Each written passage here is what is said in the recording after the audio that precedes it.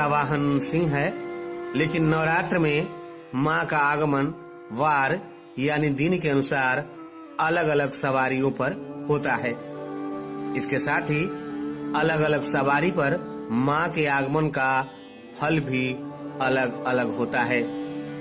तो चलिए जानते हैं कि 26 सितंबर दिन सोमवार से शुरू हो रहे शारदीय नवरात्र में माँ का आगमन किस सवारी पर हो रहा है और वो कैसा फल देने वाला। कहा गया है कि शशि सूर्ये गजारूढ़ा शनि भौमे तुरंग में गुरौ शुक्रे च दोलायाम बुधे नौका प्रकृतिता।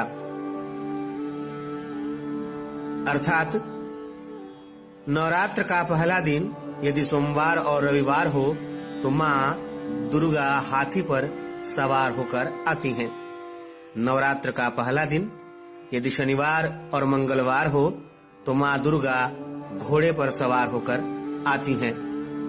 नवरात्र का पहला दिन यदि गुरुवार और शुक्रवार हो तो माँ का आगमन डोली की सवारी पर होता है और नवरात्र का पहला दिन यदि बुधवार हो तो माता नौका पर सवार होकर आती हैं।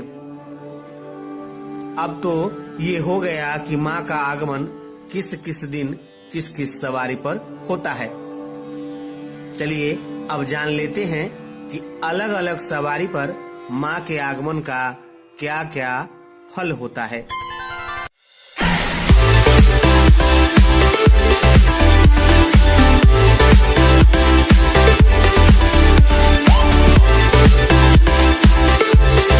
भागवत के अनुसार माता दुर्गा जिस वाहन से पृथ्वी पर आती हैं, उसके अनुसार साल भर होने वाली घटनाओं का भी आकलन किया जाता है।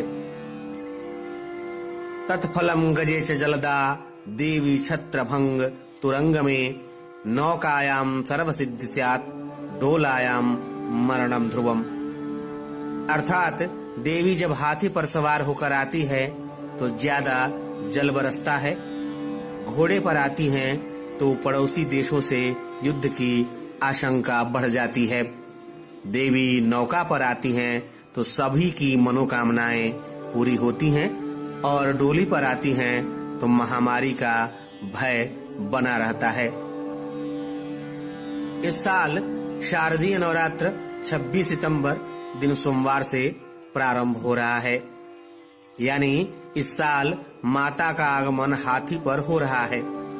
यानी इस साल माँ का हाथी पर सवार होकर आने से ज्यादा बारिश की संभावना है।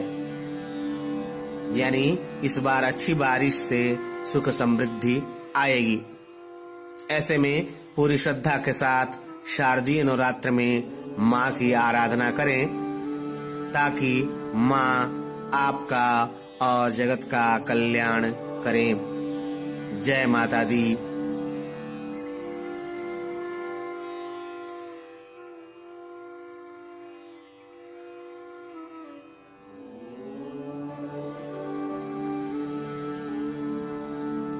तो माँ दुर्गा का वाहन सिंह है, लेकिन नवरात्र में माँ का आगमन वार यानी दिन के अनुसार अलग अलग सवारियों पर होता है। इसके साथ ही अलग अलग सवारी पर माँ के आगमन का फल भी अलग अलग होता है। तो चलिए जानते हैं कि 26 सितंबर दिन सोमवार से शुरू हो रहे शारदीय नवरात्र में माँ का आगमन किस सवारी पर हो रहा है और वो कैसा फल देने वाला।